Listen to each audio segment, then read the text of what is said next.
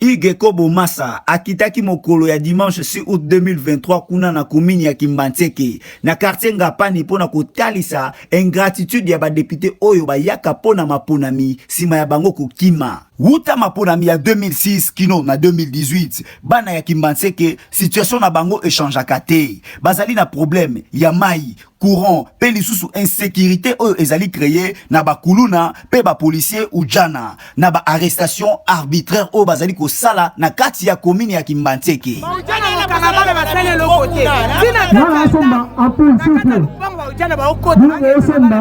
Lokola mwana ya Nzambe nyonso Ige Kobo abandaki nano na église pona kotika descente na ye na maboko ya Nzambe sima kokita na ye ya rendez-vous.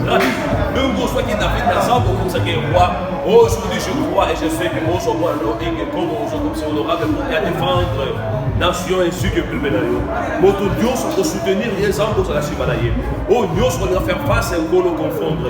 Amemela kibana ya Kimbantseke message Robert Moko. Soki bomoni député oyo esi bopesa mandat asala eloko te aye lisusu. Boye bisaye boye. Suka kuna Kimbantseke pechang mobimba ezali ya Ige Kobo Massa. Maloba oyo epesa kisai na mitema ya bana ya quartier Ngapani tango honorable Ige Kobo Massa asilisa ki koloba. Tolingi mopaya awa na changu te.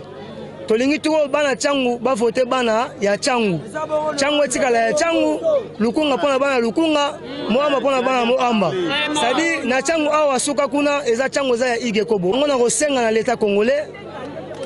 Fati Beton o wapi na na kati ya Union Sacrée place ya Zokamba ako wakocha misu na quartier Ngapani na Kimbantseke awa bazana besoin ya mai bazana besoin courant pe bazana bazo réclamer ba arrestation arbitraire et pas ba ndeko ba policier ba okanga bango arbitrairement batata pe ba mama batondisa maki na esengo pe balobi boye aza mwana na biso moko mabele aza mwana biso to memina mukongo na biso mwana biso to kolisi vraiment eze esengo na biso komona elisusu aye ko rejoindre biso na mabele pour que to voter ye vraiment to ko voter massivement parce que aza matembela simandaku donc Kobo Massa so azuki ngasani biso nyonso to pemi ponde toza to kembaka to nyoko maka nyonso bayaka to sere tufane eloko te toza na sécurité na ndenga mabe babotola batu bambongo awa babotola ba mama na ba policier mais affaire ye